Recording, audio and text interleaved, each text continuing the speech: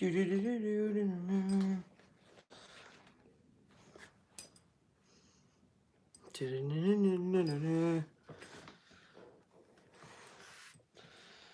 this is Coleman. Welcome to another live stream.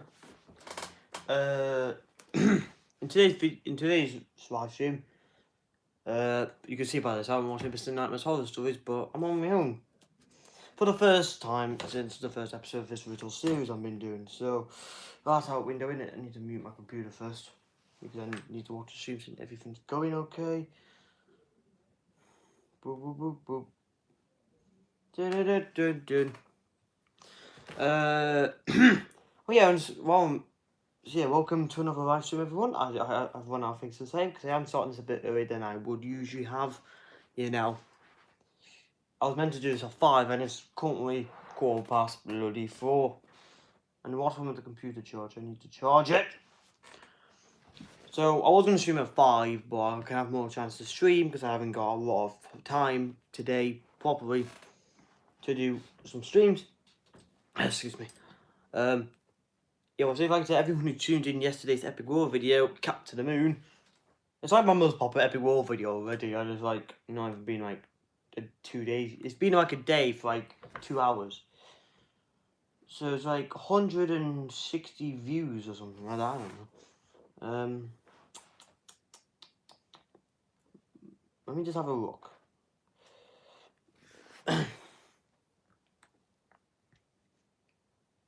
161 views. Jesus Christ.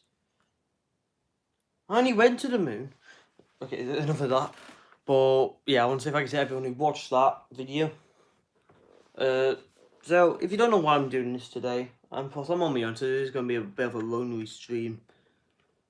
Because in every Mr. Nightmare video I've done for this in this series, if you don't know what the series is, it's basically me watching Mr. Nightmare videos on live stream, either on my own or with Andrew and Elliot and Ryan, or Andrew and Elliot, or it's basically at least one of the lads turn up, and so do I. And sometimes I do them on my own, like I'm doing with this stream here. But yeah, I'm just doing it on my own today because number one, it's Monday. It's Bank Holiday Monday, by the way. And number two, I don't think they'll be asked to do a Mr. Nightmare stream today. So, what the hell was that downstairs? It was a ding.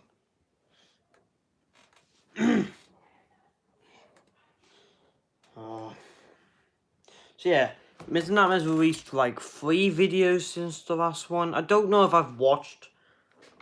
When was the last video anyway? I can't remember. But he's released 3 videos since the last stream, basically. So me using my noggin, thought I could just watch those videos while I watch those videos in the stream, because every time Mr. Nightmare uploads a video, you know, I'll be making a stream on it at some point. So he's released 3. Just go to the Mr. Nightmare YouTube channel. He's uploaded 2 Uber driver stories, 3 parenting / parent horror stories, or 3 disturbing Snapchat stories. He's done that before, I know he has. By the time of this recording, it's been 14 hours. Because that makes complete sense, innit? So, I just thought the stream won't be very long, but I'll be streaming more if I actually did do it at 5. And we'll watch some more that I've not actually seen yet, because there's obviously there's quite a lot from his old videos I've not watched yet. But yeah, I don't know how the stream won't be very long. It'll be like an hour at the most. So so without further ado, let's watch 3 disturbing Snapchat horror stories. I've not watched this before, but it says I have that red thing saying I've watched it, even though I haven't. I think I actually just skimmed through, like, just watched it a bit to see what it was. And where's the damn remote? It is right behind the computer. Turn the volume up.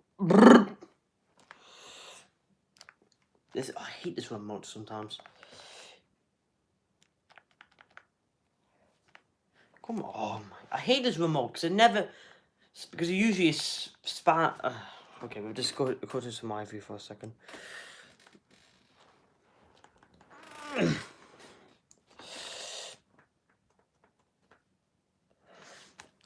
Stupid bloody remote, lad. Hey, wait a minute, I'm getting something here. Why is it not working as when I start streaming? Bloody useless. Okay, so hopefully that should have been enough. Jesus Christ! Right, turn down to like 40. Turn my camera view around. Let's watch. I've not seen this one. I only seen a little bit of it, but this was not even a month ago, so all the small details are still fresh in my mind. I've been using dating apps on and off for years. I think Tinder sucks, along with its customer service. Tinder sucks. I'm never a fan of Hinge or OkCupid. I mainly use Bumble. Bumble? In my Bumble bio, I have my height, which is that another 4'11", dating app? and make a joke about How being was short. that? And then I have my Instagram and Snap at the bottom. Because of that, I get a decent amount of random follow requests on Instagram. Why? Half the time I don't follow them back. I also get a lot of random people adding me on Snap, probably more on there than on Instagram. I usually only add them back if I recognize their name from a recent conversation on Bumble, or if their Bitmoji looks pretty normal. I know, that sounds weird. Yes, it is. I deal with a lot of stupid, disgusting boys on Bumble, but it's not as bad as Tinder. True. Still, I'll often have the typical douche frat boy asking if I do hookups or sending any kind of provocative messages. Usually when that happens, I'll mess with them a little bit and then unmatch them. This one time, I guess 3, almost 4 weeks ago, I matched this actually pretty attractive guy. You literally told us it was a month ago. Creative and got my attention. Pretty soon he asked for my Snap. Then seconds later he added me after noticing I had my Snap in my bio anyway. So I added him back because why not? Why not? Started messaging why? on Snap. I screenshotted the first 2 pics on his Bumble profile and sent it to my girlfriends, mentioning how attractive he is. Oh. My friend Gianna replied right away saying it's a catfish. She matched it too. Oh, so I decided I'd mess with them a little bit. The things he was messaging me on Snap were slowly progressing to be more sexual. So I started saying the most unattractive things possible, and they started getting noticeably salty. I said I would be down to come over if they sent me a selfie. He didn't send a selfie, of course. He just replied with a message asking what my address is. Who adds that? First, asking my girls what I should do next. Don't answer it, Then I got a notification that the guy screenshotted my Snapchat profile. I immediately blocked him and remembered I had my location on the Snap map as public. Oh, you are such a simpleton. The problem is, the houses in my area are spaced out enough where he could easily identify which house I was in. I panicked, asking my girlfriends what to do. They tried to calm me down, assuring me there was no chance he'd come to my house. Oh, you are such an idiot. They did a good job because they made me realize how ridiculous him coming to my house sounded. Oh, I'm looking what's gonna happen. New Girl on Netflix. The doorbell suddenly rang. I paused the show, and I felt my heart jump into my throat. I was home alone, not expecting my parents or siblings, and it was past 10. I turned off my bedroom light. Don't answer it, you simpleton. Went in total darkness to give the illusion no one was home. I suddenly got a notification that someone added me on Snap. The username was "It's me, add me back." I blocked the account immediately. Hold on, wait a minute. I want to see if there's any like scary imagery here. I can't tell. Oh yeah, by the way, it's raining outside. If you live in the United Kingdom, it's crap, basically. I only plan to watch these videos in this stream, but obviously this won't. These are like however long. Been streaming for like 10 minutes. Wait a minute, who's that guy talking at the end? I don't Later, know. another account added me on Snap. So tall. This one, the username was "I'm outside your house." I screenshotted that and sent it to my friends and family, now in tears. Help! I blocked it as well. There was a long pause now. I hoped maybe he had given up. Why would he give up? Oh, you texting friends and family, but ignoring all their phone calls because I was so paranoid that I'd be heard from outside. Finally, I got another dreaded notification from Snap, saying someone added me. This time the username said, "I'm looking right at you."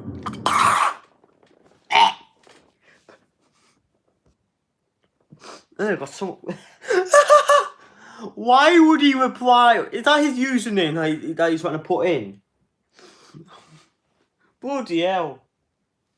Oh no. Oh god. Sucks for you though. Yeah, this video's like not even, it's like 15 hours old. Hours. It's being released today. Like 2 in the morning or something. Yeah, he uploaded it in the weirdest thing, but don't worry, like, I didn't want to watch it. I wasn't even going to plan to stream today because it was obviously, my rated epic world video is kind of blowing up right now. For some reason, I only went to the moon and saw some alien creatures and a cow. Now, why I told Andrew and Elliot, because they obviously did not see the video. Well, I don't think they did anyway. Because Andrew helped me build the rocket on the moon. So I'll do a behind the scenes of how I did that in the some point during the week. Of how I did it. That's like the gist of it anyway. Oh yeah, Andrew did crap with my window cleaners. He made the black. He used the black spray paint for the rocket. Stupid. I gave him one job to do the windows. I'm gonna end up doing the windows. Even Ellie could do better than that. I don't even have windows in my house, but he gives the house a good clean. I don't think scrubbing's Andrew's good point. I don't know why I'm discussing that behind the scenes, but we will make a behind the scenes in the week. At some point in the future. That's not going to be the end of the moon as well. I will be heading back there in a future Let's Play. I don't know when, but you just have to wait and see. I turned to the window naturally. I wish I hadn't. I wish I had just ran out of the room and called 911. But I looked and saw him looking into my room. What's with the music? The TV's freaking ringing. I just went on bloody Netflix. I want to turn this down because the music is loud. The music's very loud. This remote sucks. The batteries are fine. There you go. Disgusting, smiling man. I'm sure my face turned completely ghostly white as I looked at him. I ran out of the entire house, screaming at the top of my lungs down the street. 2 neighbors came outside in response. Help! I basically ran into one of their arms, crying for help. The neighbor called the police for me, but the man was not found in or around the house. I somehow had to gather the courage to go back into that house and stay there for the night. I locked myself in my parents' room since it's the only bedroom upstairs with a lock, and I prayed I'd be able to fall asleep. I lay awake for seemingly hours though. Eventually I knew for a fact I heard something outside the door, like tiny, soft footsteps causing ever so slight cracks in the wood. Oh, for God's sake. I sat up and stared at the bottom of the door, dreading the lights outside turning on or someone trying to open the door. I grabbed my cell phone and dialed 911. I'm not going to show this until there's any scary... I immediately said to the operator in a quiet whisper that someone was inside my house and I was alone. But maybe I didn't say it quietly enough, because footsteps on the other side of the door confirmed that I was right. I wasn't just hearing things. The footsteps walked away from the door quickly. I heard them go down the stairs, and eventually I heard the front storm door slam shut. Cops arrived shortly. The same cops had returned. This time they wouldn't allow me to sleep there the rest of the night. Why would you have to do that in the first place? And she said I could come sleep over for the rest of the weekend. The police escorted me there after I locked up my house. I'm grateful I didn't fall asleep that night, as I wouldn't have heard those tiny footsteps outside my room. And I might not have called the cops in time. Why would you let her stay there?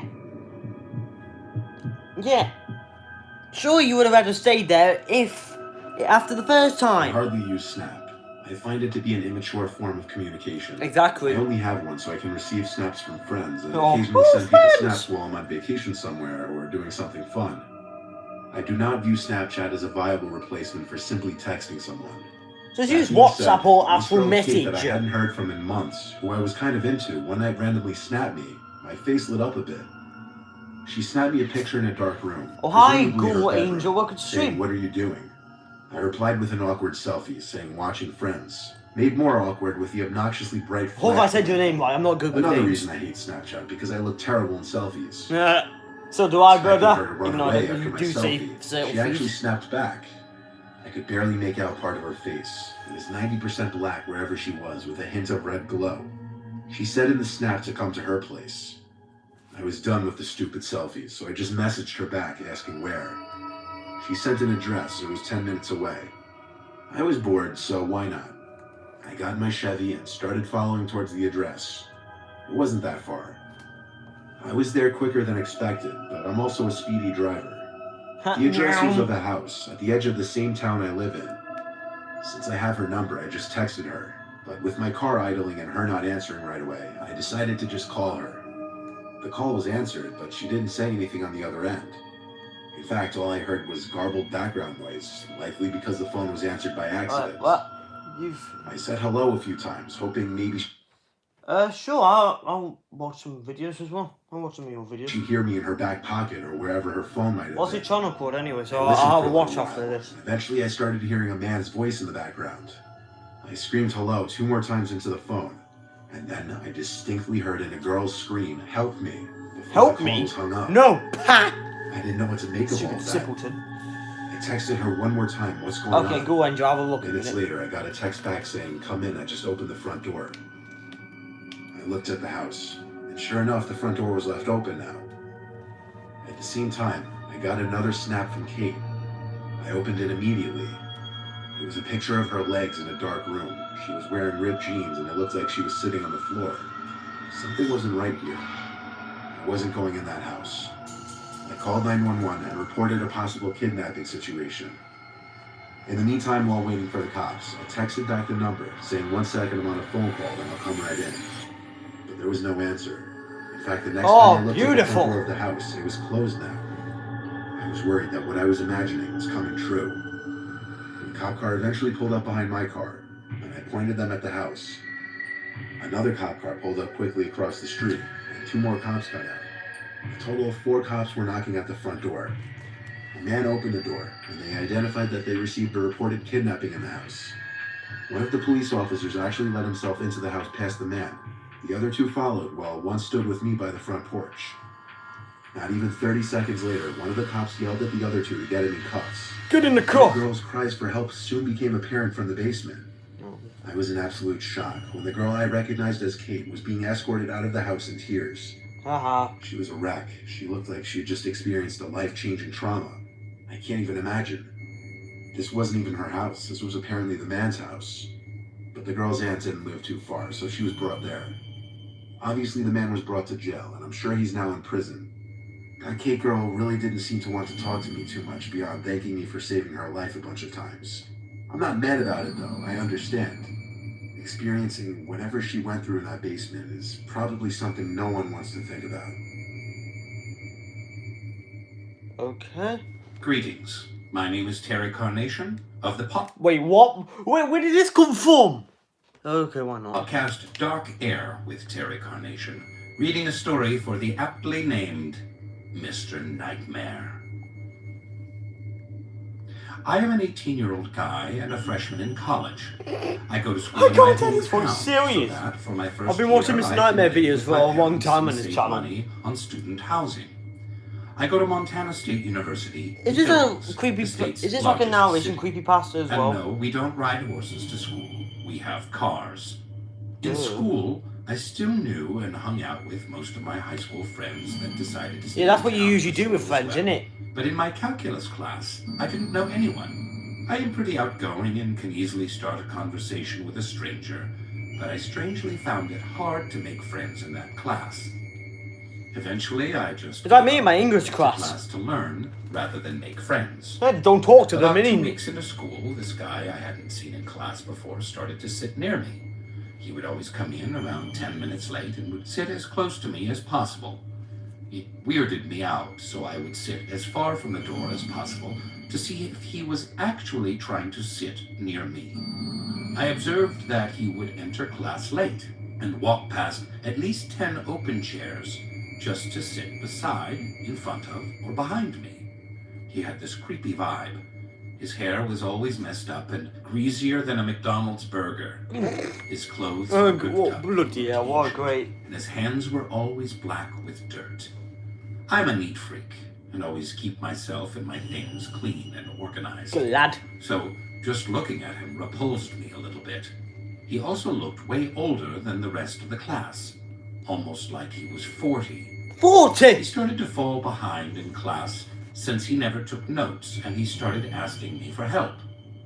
Even though he looked creepy and gross, he seemed very nice and shy.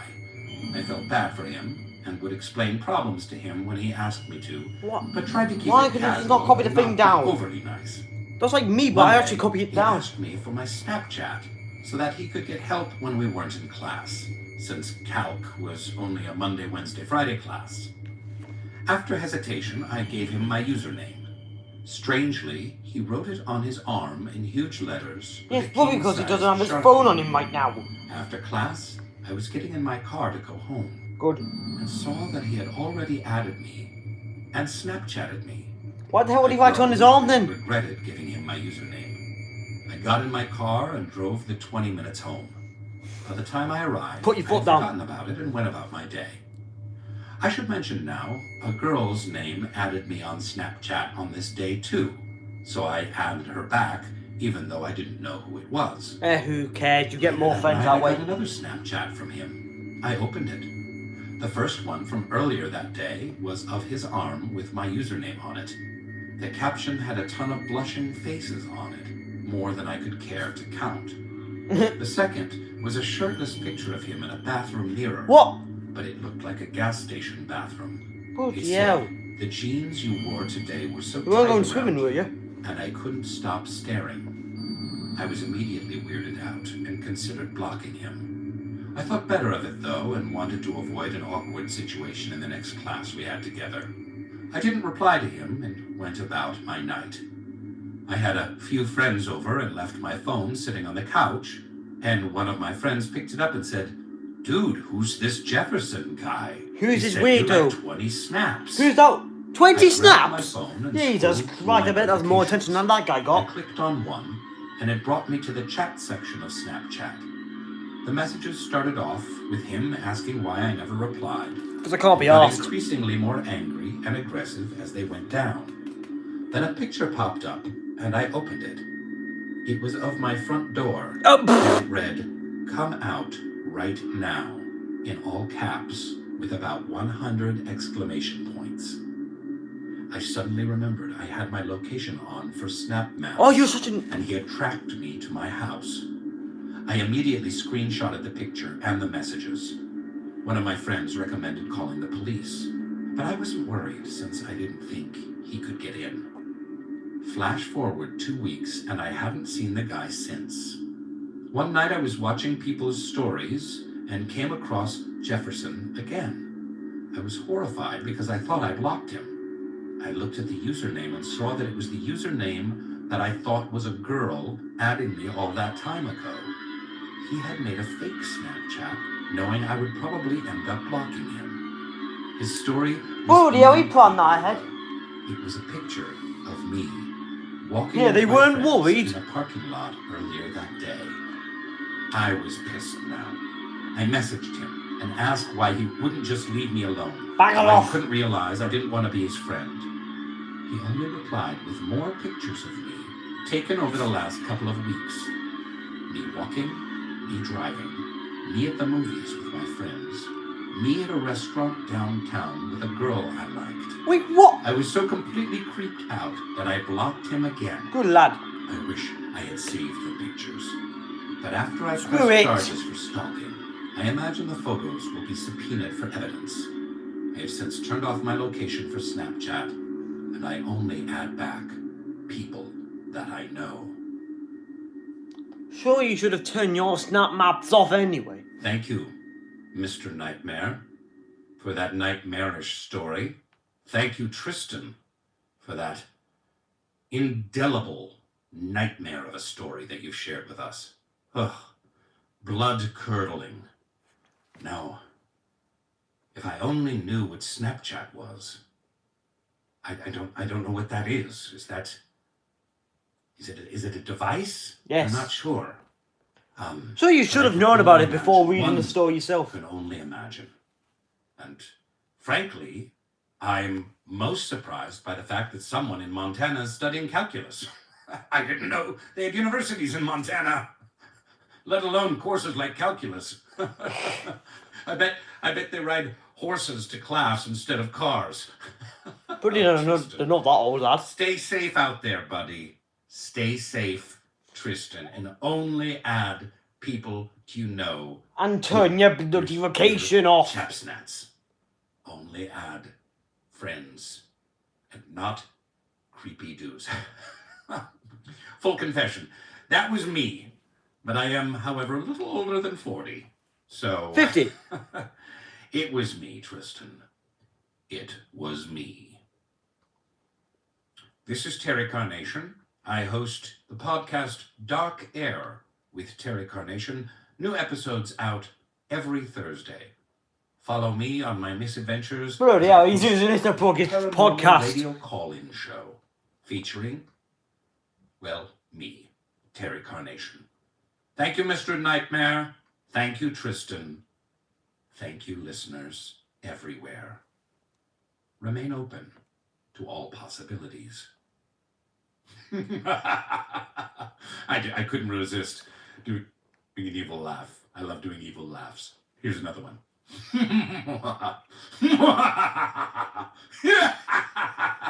All right, that's enough. Oh god. Okay. Ghoul Angel, if you're still there in the chat, I'm going to react to your stories now. By the way, you might not know this, viewers. I'm actually thinking about doing that myself, like doing narration and that. Have a like background. It's basically what like Mr. Nightmare does, but with instead of pictures like gameplay footage and that. Because that's what I can do. Ghoul in I don't know what I'm supposed to be. I need to see if I spelled that right. I need to see if I spelled that right. Ghoul. Yeah, Ghoul. Angel. Angel. Okay, Ghoul Angel. Bloody hell.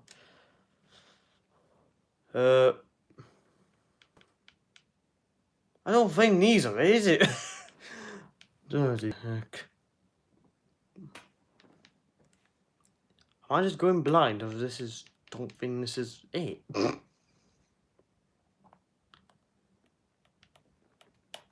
I'll have a quick snoop. I don't think these are it, basically. Wait a minute, got it. Yeah, they match. 80 views? Not bad for your first video. And is this it? Is this it here? I can't really tell from your profile picture in the stream because I can't see it very well because it's that small. I think this is it. If it's this you're not done that bad to just stop and you've just started. Okay, this is it. Okay, we're good. Okay. These are animated as well. I hate animated stuff. Before the video starts, Jesus! please consider- Oh no, these are animated as well, I think. I can't really tell. I'm going to turn this down a little bit. Because the voice is pretty loud. Yeah, I'm actually thinking about doing narration for horror stories myself. Only because... why not? Surely, it helps the channel a lot. It allows more people to enjoy my content. Thank you. Enjoy the video. I think I'm more scared about your voice than whatever's happening in the video so far. Tell me on a Monday morning, lad. After high school many years ago, I was in a bad place. My parents had kicked me out after graduation. Oh, that sucks. They didn't help me find a place to stay, so I lived in my car for a couple months. Come on, I met look. some heavy metal dudes at work one day. I had seen them around town, and all my other friends knew who they were. Everyone loved them. We became friends over a couple months, and they offered me to move in with them. I agreed. Looking back now, I wish I had just stayed in my car.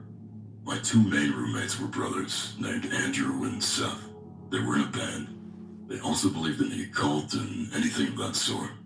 I never really believed in that stuff, but I'm not one to tell someone what they should believe. They had let me live with them rent-free for several months, so who was I to complain? Over time, their friends started to stay with us for longer periods of time, sometimes weeks. Their friends were another group of brothers that they had gone to school with. There were 5 brothers in total, but only 2 stayed with us consistently. The younger brother, Mark, was very polite, cleaned up after himself, and always helped with the household chores. The other brother, Adam, had a laundry list of mental problems. He had apparently done some bad drugs back in the day, and it had developed into what seemed like psychosis of the religious sort. He would often look you in the eyes and tell you he could see how you would die. Once, he told me I was possessed by a demon and I needed my soul cleansed. Everyone in the house knew he had these problems, but he was their friend. They helped him through the hard times and gave him a place to stay. Otherwise, he would be on the streets. True. I was always on guard around him after the things he told me. No one else seemed to be as concerned as I was. One day, I was sleeping and the phone rang. It was my boss. He asked if I could come to work an hour early. It was only 12 p.m. I was broke and I had nothing better to do. So I said yes. I got up and began getting ready to leave. I walked out into the living room to see Mark and Andrew sitting on the couch, while Adam sat on the floor by the TV. That was fairly common, so I went about my business. I said goodbye and left for work. My shift at work was almost complete when the phone rang. My boss answered, handed the phone to me, and said, "For you." I was just a cashier, so I assumed it was a friend that couldn't reach me on my phone. I answered the phone and heard a man's voice that I didn't recognize. "Hi, this is Detective Williams. Something happened at your apartment today, and we need you to come to the station to talk about it." I left work immediately. What do you mean? I got to the station and was buzzed in. An officer escorted me to a small, cold room with a camera, gave me a bottle of water, and left me by myself for about 30 minutes. My mind was racing, thinking about what could have happened. He came back in and informed me that Adam had stabbed and killed Andrew at around 1 p.m. What? He had just left the house an hour before it happened, and everything seemed fine. I asked if there had been a fight. The detective informed me that there hadn't been a fight, and it seemed to have happened out of nowhere. I Bloody gave my hell. statement to the police and left with nowhere to go, still in shock and confused out of my mind. Our apartment was a crime scene, so I went to another friend's house to watch the news report. Over the next couple of days, the information began to be released. Adam hadn't just stabbed Andrew once, not twice. But he had stabbed him over and over and nearly decapitated him. After the murder, he ran down the road, still holding the knife. He called 911 and informed them what he had done. We had known he was unstable, but this... He had fully confessed to the brutal murder and provided police with his notebooks. He had apparently been planning to murder all of his brothers, my roommates, and me. He thought we were possessed by demons, and this was the only way to free us. Luckily, Oh yeah, that's none a of his good other way. intended victims were there that day. Mark unfortunately witnessed the murder, but he luckily escaped. If I hadn't gotten that call from my boss, I wouldn't be alive today. So, to the man who brutally murdered my friend and wanted to murder me, let's never meet again. Hold on, let me just do the title quick because I do titles if I do more than one thing. I'm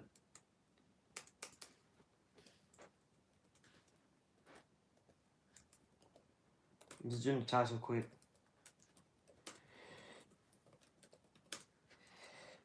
There you go. Wait a second.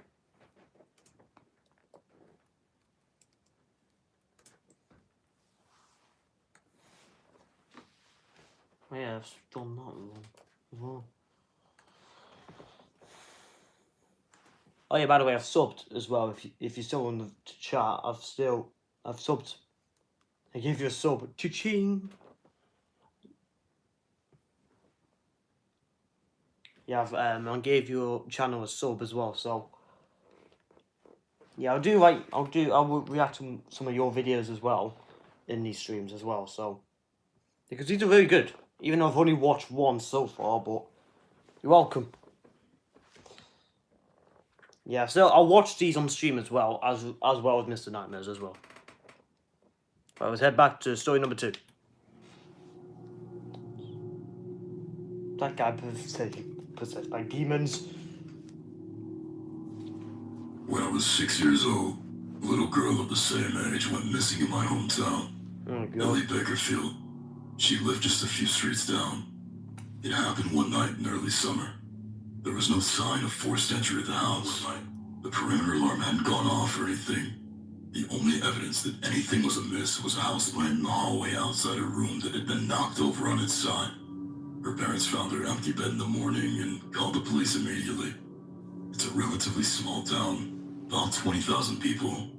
Bad things happen here sometimes, sure, but nothing like this. Nothing like a little girl just vanishing without a trace. Everyone was shocked. How could something like this happen here?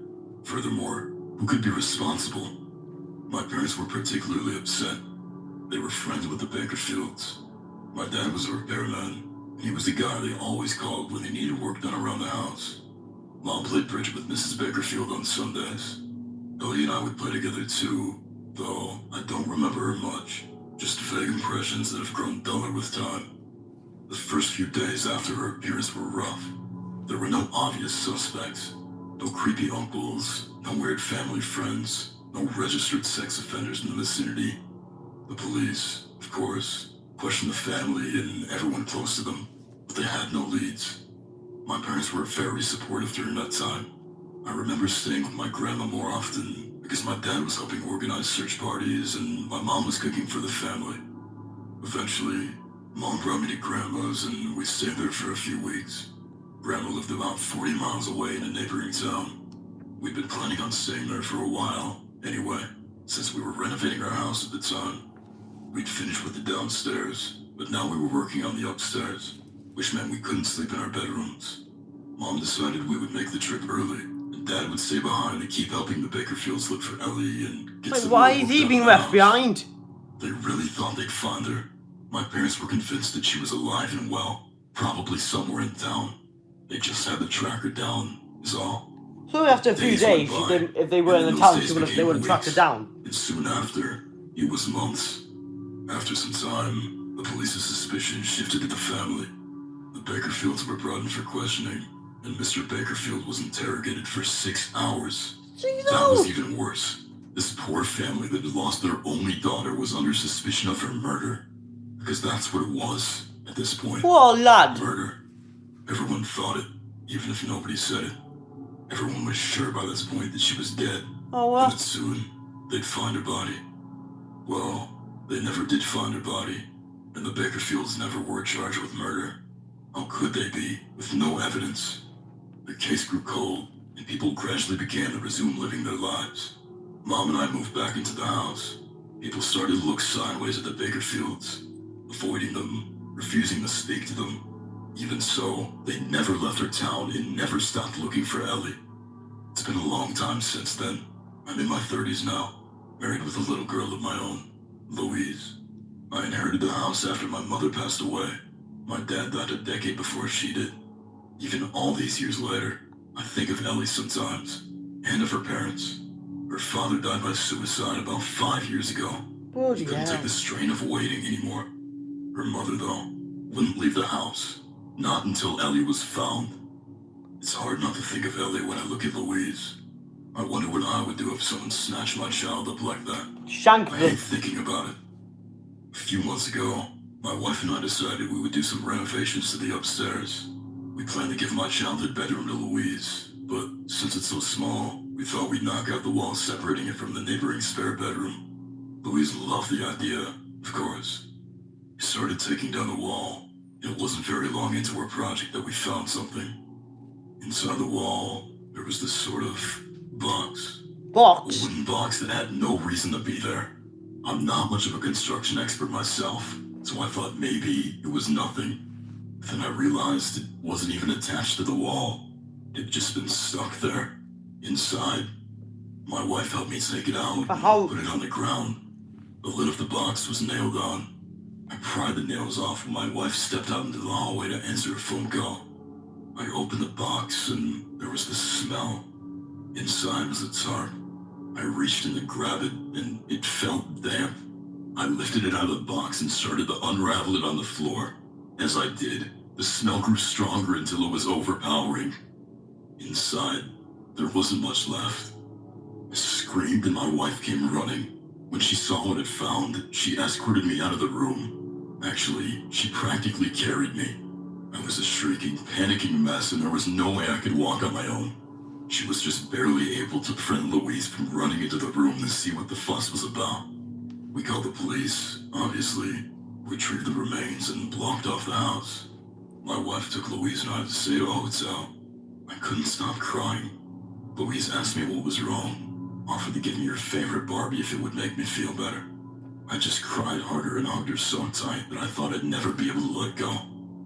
The police were able to confirm Ellie's identity by her dental records. Ellie's mother was notified. I was at the police station when she arrived, having just given my statement to the officers. I heard her sobbing these terrible cries. I've never heard anything like that. It was like 30 years of grief coming out all at once. I wonder if she still thought, somewhere deep inside, that Ellie might still be alive. A few days after her remains were positively identified, the police announced the case had been solved and released the name of her murderer. Mrs. Bakerfield died just 2 months afterward. I think all this time, the only thing keeping her alive was Ellie. Now that she'd been found, she could move on, like a ghost that had been trapped on this earth for too long. As for me, my wife and I have decided to sell the house. We've been staying with friends while we try to decide whether or not to stay in town, if we should buy another house, and where we should move if we do. Well, I guess it's more accurate to say that she's the one thinking about those things. I'm thinking about my father, about how he organized all those search parties, about the years he spent doing their repairs, becoming familiar with every inch of their house, how he never once thought the Bakerfields were guilty, even when everyone else began to suspect. But most of all, I think of the years I spent sleeping in that bedroom, with her body not 8 inches from my head. Ho ho ho ho! Well, bloody hell! No, see that. Oh, that's not updated because I gave you a sub, lad. Oh, that's our window. Why is Thomas the Tank Engine coming up on PS1? Bloody ridiculous, that isn't it? Well, that was a great video. Like, because I was thinking about doing something like that myself, but so yeah. I'm actually in shock. I was really invested in that then. I thought this was going to be animated, just like how the thumbnail looked. But it's just like how these Mr. Nightmare stories are. And I forgot to turn back to my view. Ugh, I was actually really invested in that. Yeah, my favourite story was the second one. Oh, and who's B Buster? Yeah, I've never heard of B Buster, but yeah, I am thinking about doing that at some point, like basically doing stuff that you and Mr. Nightmare have done, but instead of like pictures, like I don't even know what they are, to be honest. I think they're pictures, but like having like gameplay in the background. I don't know why I'm holding the remote, but but I am thinking about doing like having gameplay in the background. 700k. Yeah, I'm definitely doing it now. Well, I did think about doing it ages ago. Well, I actually wrote a creepypasta on my... I don't know if any of you remember this, like, long-term fans, but I have wrote a creepypasta based on my main Minecraft Let's Play series, My Epic World. That was, like, when I had hit 100 episodes at that point. That was, like, months ago, so it's pretty out of date now, but I have wrote one, and I think I told it in an episode. I can't remember. I swear I did tell in an episode, but I can't remember which one it was if I did so. But I definitely wrote one on my Epic World, which is my main Minecraft series, just in case anyone's new watching the stream. Yeah, I am thinking about doing. I am gonna do, like, you know, more stuff in the future, like this in the future. So.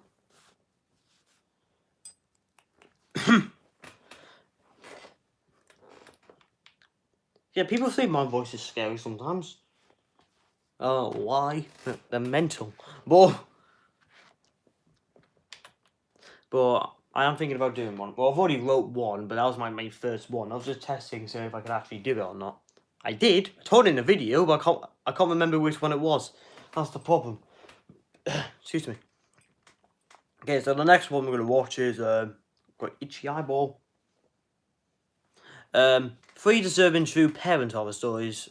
So yeah, we're going back to Mr. Nightmare because that's the only version that you've done at the moment. But I am gonna watch more of your videos in these streams as well. So you don't have to worry about that. Okay, so okay. 3 parents horror stories. These are pretty short because I've watched these 2 before. It was just like the Snapchat horror stories I've not watched yet. And I don't think there's any other narrators for this. I think it was just Mr. Nightmare for this one. I'm a single mother of 2. My ex-husband and I take turns watching the kids month to month. My son Luke is 15 and my daughter Melissa is 10. This happened just a few months ago. I did some late-night grocery shopping after work. Luke had texted me earlier that he was going out with his friends. It was a Friday night.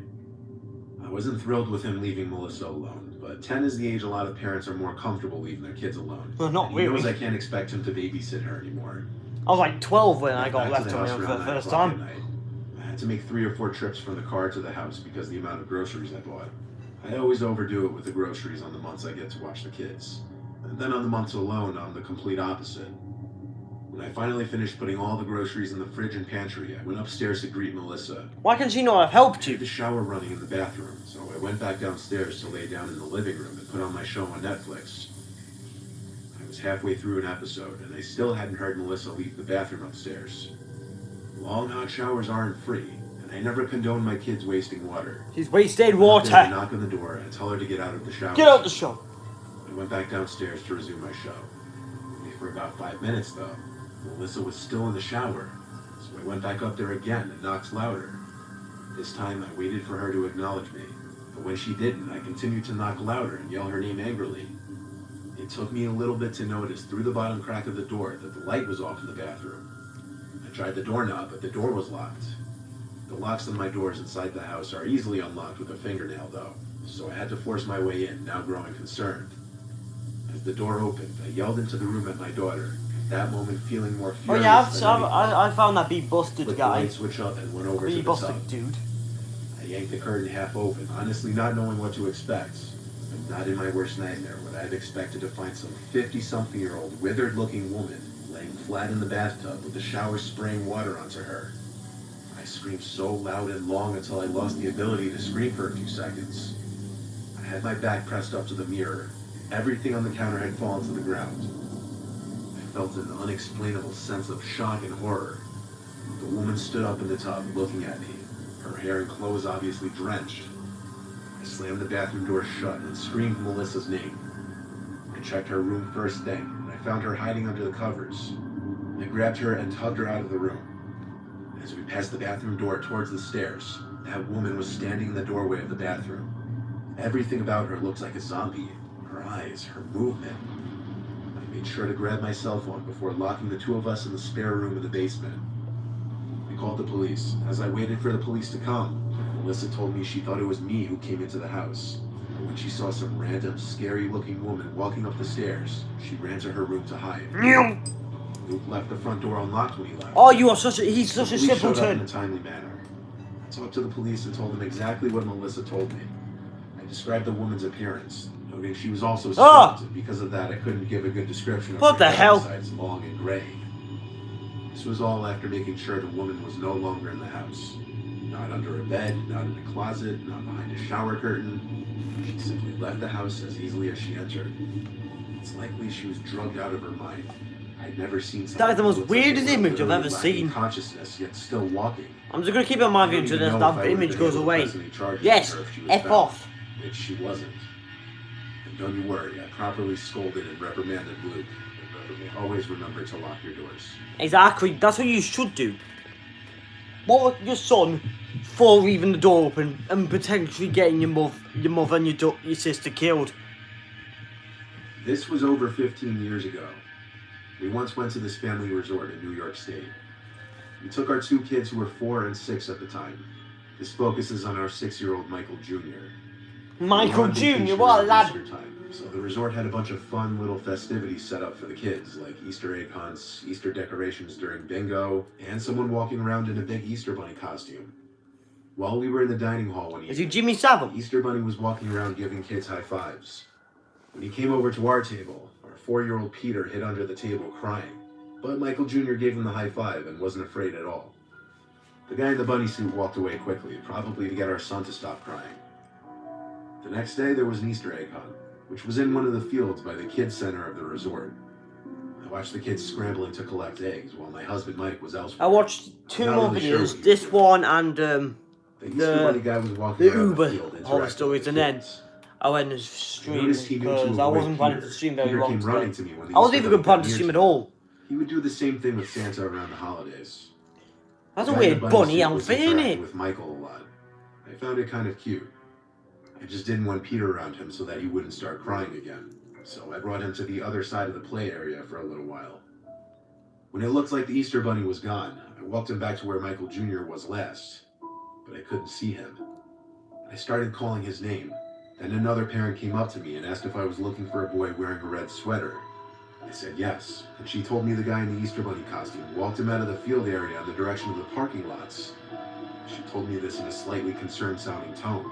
I picked up Peter and ran in the direction that the woman pointed. I ran faster than I ever could, while holding my son on top of it. Motherly instincts clearly kicking in, giving me an adrenaline boost. I saw the man in the Easter bunny costume holding my child's hand, approaching a black car. I screamed at the top of my lungs at him to get away from my son. Then I screamed Michael's name. They both turned to look at us, and the man let go of my son's hand. Michael ran over to me, not realizing at all the danger he was just in. The man in the costume said to me that he was trying to find his mom since he looked lost, but that was total BS. He was about to get in his car with my 6-year-old son. What a lad! I tried to yank the mask off of him, but he shoved me and yelled at me to piss off. He got in his car and drove away. I tried to remember his plate number, but he was gone too quickly. I called my husband on my old archaic cell phone, and I brought my kids to the front desk of the resort to meet him there. They said the man in the Easter bunny costume didn't work there. I was livid, yelling at the front desk workers the whole time, who were apparently aware of the man, yet didn't stop him or question him. We threatened to sue the entire place. They ended up refunding us for our entire stay, which we gladly accepted. But I was mere seconds away from losing my kid forever. Well, I'll say it, they refunded you, all life is good. What do you mean? It wasn't the hotel's fault. Yeah, they could have done something about We it, but... adopted our son Charlie at the age of 2. He's aware that he was adopted. We were honest with him about that ever since he started to learn to speak. He's now 7 years old. We don't have any children of our own because my wife can't have kids. Somewhat recently, my wife At and I least you're gonna started take care noticing of one. very strange Gucci, behavior Gucci. with Charlie. And what motivated me to actually sit down and write this was something my wife and I still can't explain. There's an upstairs toy room for Charlie since there's 2 extra bedrooms in our house. He has a big toy closet in there, and the whole room has a bunch of toys like a Lego table, action figures, and Usually such. that's what happens For the when you, duration of when you about have a a toy month, room, innit? At different times, we'd hear Charlie talking to himself. Not like role That's playing basically what I'm talking doing as right play. now. We'd overhear him speaking as if he were talking to another person in the room. The first time this happened, my wife wasn't home. But as I passed his playroom, I overheard him talking as if he had a friend in there. And I swear to God, I actually walked in just to make sure he didn't actually have a friend in there. When I walked in, I saw him sitting at his Lego table with a couple of his WWE action figures on top of it. He wasn't currently playing with any of them. He was just sitting there blankly staring at me. I asked, "Who are you talking to?" He shrugged his shoulders. As weird as it was, I'll just say I assumed he myself. was just playing. I'm not ashamed. I The do it next time pretty something much half the strange time. happened, it was a lot worse. This time my wife was at least home to witness it with me. We were in the kitchen, Charlie was in the backyard playing. We heard him laughing and talking suddenly, so my wife went to look out the window to see what he was doing. Then she called me over to look as well. What we saw was Charlie talking to thin air, as if he were talking to a person. It resembled him trying to show someone who wasn't there how to use the plastic sword in his hand. I expressed to my wife my concern. She said he may just have an imaginary friend. I told her I didn't know how I felt about that. She seemed to feel it was completely normal. Yeah. Fast don't have forward a- to like the third or fourth instance. I don't have It was imaginary 9 o'clock on friends, the but school I night, can approaching talk to Charlie's myself. bedtime. That's what I'm doing right now. He was in his playroom still. And it's not I awkward was at trying to all. be lenient with the bedtime and let him play for a few more minutes. I heard Charlie laughing and talking to his imaginary friend again. I curiously had to take a peek into the room. As I opened Charlie's door, I heard his closet door shut. I looked at Charlie, standing up in the dead center of the room, with his toys scattered around him. Oh yeah, asked this him who was in video, the closet, Uber stories, is and like something one of on the them inside of it is fell. actually It like a sounded big video. plastic toy. I asked one more time who's in the closet in a yell. He said George. I swung the George? door open, expecting one of his little friends in there. Maybe my wife let him have a play date or sleepover without telling me. But the closet was empty besides his toys. I picked Charlie up against his will and brought him to his room. Against I his told him will. he was going to bed. Then I told my wife about the closet door closing on its own, and then the toy inside falling on its own. She thought I was messing with her at first, but then she saw I was serious. That night, I woke up to sounds from down the hall in Charlie's playroom. We sleep with the door open. I woke my wife Who and told sleeps her to with follow me the quietly. door open? We tiptoed to the toy room. Charlie wasn't in there, but a distinct, loud clicking sound was coming from inside the toy closet. I opened it, showing bravery for my wife, and as I did, the clicking stopped. We dug for any kind of electric toys that may have made that clicking sound. Nothing, though. I think that was the night I became a believer in the paranormal. The next morning, I woke to my wife's scream. She was holding our wedding photo. It was cracked right down the middle, not just the picture in the glass, but the frame too. It was cracked perfectly down the middle, separating the two of us. We took Charlie and stayed with my mom for a week. Then, after a week, my wife and I returned to the house. We listed the house for sale, and after a few days of normalcy, we brought Charlie back to the house. But we moved out a month later. Bloody hell, there's a lot of stuff that's happening there. Okay, so the last story of this stream is going to be two true Uber/Lyft horror stories, but this is the first story of this video is actually a video instead of images. So I was actually surprised when I saw this myself. Nosy about whether you're paying more on your bills than Me the cats, neighbors? no. Find out if you could save today. Nope. So, okay, so the last story of the stream, here we go. The first one's actually a video, so. This first story has high quality visuals courtesy of the YouTube channel Dark Echoes. So we can actually experience them with them. So we don't have to imagine When I was it. 21. I spent 2 years studying abroad in the United States. I was nearing the end of my second semester when my friend Letitia came to visit. She was the most perfect, blue-eyed, blonde-haired French girl that you could possibly imagine. One who embodied the full expression of sensuality and je ne sais quoi. We met a few years earlier at a student exchange party in Argentina, and I was instantly smitten by her beauty and passion for life and cultural immersion. After she got settled in, we went to a nearby city for sightseeing and dancing. It was a fun night. Letitia and I enjoyed drink after drink as we celebrated being back in each other's arms again. At 2 a.m. the nightclub closed, and Letitia and I said goodbye to our new friends. We walked to a Waffle House a couple blocks away. Waffle House? indulged in a calorie Oh yeah, that's the meal. first thing you do at 2 in the morning. We were happy, still a bit tipsy and ready to pick up where things left off back in Argentina. It was nearly 4 a.m. when Letitia and I left the restaurant. You spend 2 hours in a Waffle We House. requested an Uber to take us home and waited outside for the car to Just pick us up. walk. 2 minutes later, an average-looking vehicle pulled up and stopped directly in front of us. Walk. The driver waved for us to get in, and we thought nothing of it. We climbed in, and Letitia gave me a playful spank. As the car pulled out of the What? parking lot, I don't get what's the going driver on asked here. for the address. I searched my purse for the information on the rental we were staying at and gave it to him. It didn't occur to me in that moment that he should have already had that information from when we requested the service. The moving lights from the street lamps intermittently illuminated Letitia's body. She was wearing a thin blue dress that flattered her beautiful silhouette, and I was eager to explore her body beneath. As she pulled Oh, mine for off God's close sake, to I us, can't be I see a bothered. notification light illuminating the leather car seats.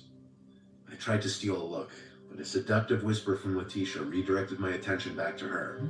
I don't get what's going on here. I really don't. Why are they This time I making a checked video my phone. of this To my now? surprise, it was from Uber. It said our car had arrived at the Waffle House. I started searching the car for the Uber logo, and my heart heart sunk as I realized we weren't in an official vehicle. Just dive out So the in it. driver I don't. said, "Sir, I think we got in the wrong Uber." With a reassuring tone, he responded that it was okay because he was an independent driver and that we were almost there. I fought my increasing anxiety. Once again, If I was in pulled this into situation, Letitia's my eyes on seductive you ever lap. so. She continued to kiss my neck and moan into my ear. No, A few minutes later, the car abruptly turned. no, no, no. Looked out the window. Yes, So we good. weren't on the freeway anymore. Good. We were on a side street in a mostly empty section of the city. When I looked up at the driver, I noticed he was leering at us through the What do you rearview want? mirror. My paranoia took over.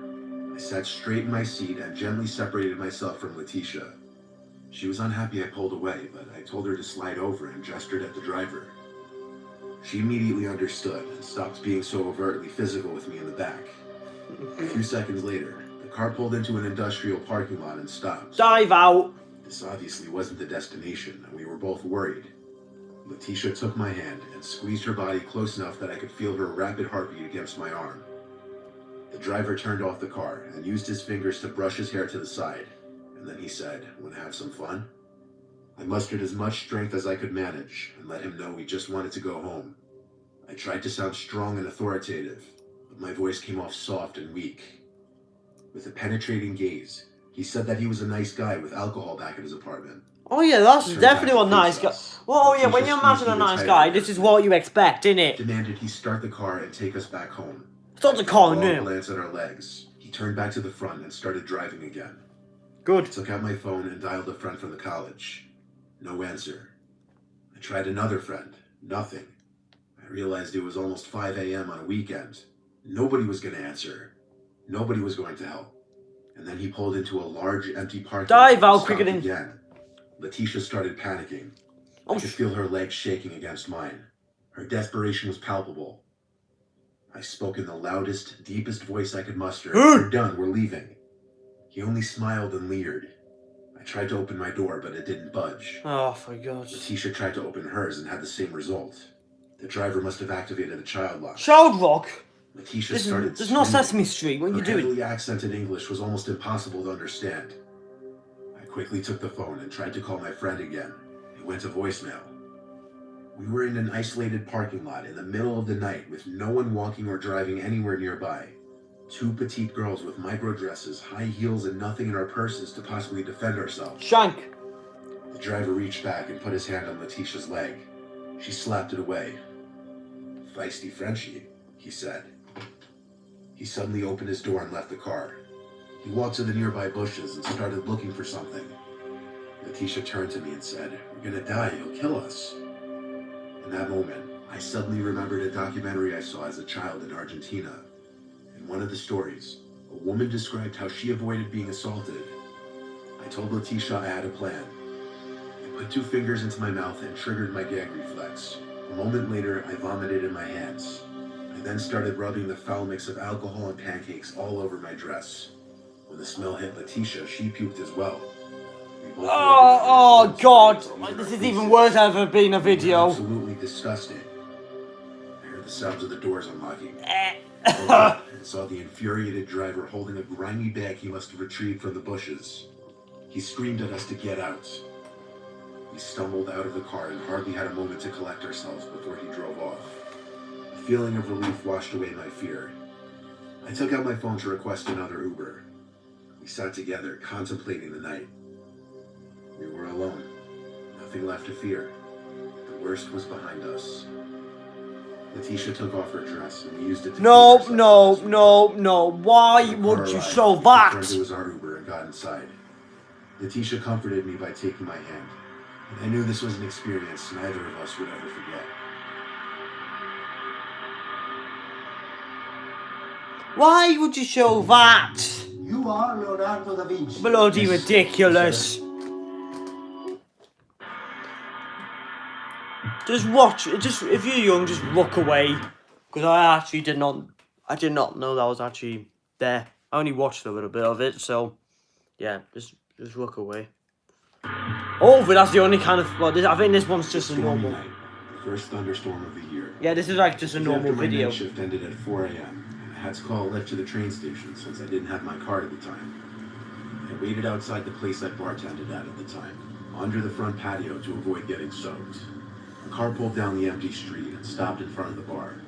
I had to check the Lyft app to ensure it was the correct car, and it was. A gray Honda Civic. I got in and greeted the driver, whose name was Sahil. I attempted to get in the front seat at first, but he told me not to, and to sit in the back. That was only the second time I ever tried sitting in the front. That was before I realized it was customary to sit in the back seat. From the bar to the train station, it was about 10 minutes. The reason I was taking the train instead of just Ubering the whole way to my house is because I'd be saving about 40 bucks. The driver was going very slow, but there was nothing weird about that given the weather outside. I would expect anyone to drive cautiously in a torrential downpour like this one. The driver didn't take the highway route. He took us down the side roads. I wasn't concerned about missing my train though. I had plenty of time. I wasn't concerned until the driver said something under his breath and then pulled the car to the side cornered of the then, road. don't we? I looked up from my phone to see why. I saw a man in the pouring rain waving his hands in the air. I almost asked if he was stopping to pick him up, but I just observed. And yes, the man on the street got in the back passenger seat next to me. He was soaking wet. No, obviously, what do you expect from the rain? I scooted all the way over to the left. I was expecting the man and the driver to exchange some kind of words, but they didn't. Did they know each other? I had no idea what was going on. During the ride, I felt in the corner of my eyes the feeling of that man next to me looking at me. Maybe he was looking out my window, so I shot a quick half-second glance to him. But I was wrong. He was looking at me. On top of it, as the drive progressed, I started paying more attention to the route we were taking. It wasn't the right way to the train station. I tried to sneak a peek at the driver's phone screen to see if maybe he was following some incorrect route, but he seemed to have his phone on his lap, unlike most Lyft drivers who have their phones mounted on the dashboard. I politely said, "I think we're going the wrong way." He replied something in such a low tone mixed with a thick accent that I had a hard time understanding it. By the third time I asked him to repeat himself, I finally just repeated myself and said, "We're going the wrong way." We're going the wrong way, lad. He confirmed this by checking the map on my phone. The driver didn't acknowledge me. I felt as though the guy next to me was inching closer every minute. Back off. He also wouldn't stop staring at me. Eventually, I asked the driver to pull over and cancel the ride. No acknowledgement. The driver was blowing stop signs, and there were no stoplights anywhere on these side roads, so I didn't really have a good time to escape, but I knew I was about to be their victim of something. This was some kind of trap, so I decided I was going to jump out of the car when I had the chance. I waited till we were on a street with woods on one side, which was perfect for me to make my escape. The car was going probably 15 to 20 miles per hour. I opened the car and jumped out. The two men screamed stuff in a different language, guessing to each other. My impact with the ground was obviously painful, but I think the layer of water on the street might have cushioned my fall a little bit. The car completely stopped, and I saw the man who was next to me get out. I had to get on my feet and run into the woods. I heard him chasing after me for a little bit, but there was no shot he'd find me. I heard him yell something back to the car. It sounded like it was in Russian. Then he ran back to the car and they drove off. I immediately called an Uber instead of a Lyft this time, and this time I was brought safely to the train station. While on the train, I went ahead and filed an online police report, and then contacted Lyft and reported the driver. The next day, I also went to the police station and reported the whole incident. But here's where the bomb was dropped. There was a gray Honda Civic reported stolen just the night before. I gave them every last detail I could remember, and eventually I was on my way. I left that police station contemplating my life, and just how narrowly I may have escaped with my life.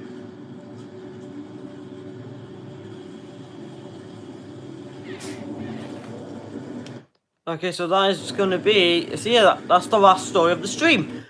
It's weird how we only watched, like, the 3 videos after the most recent, but...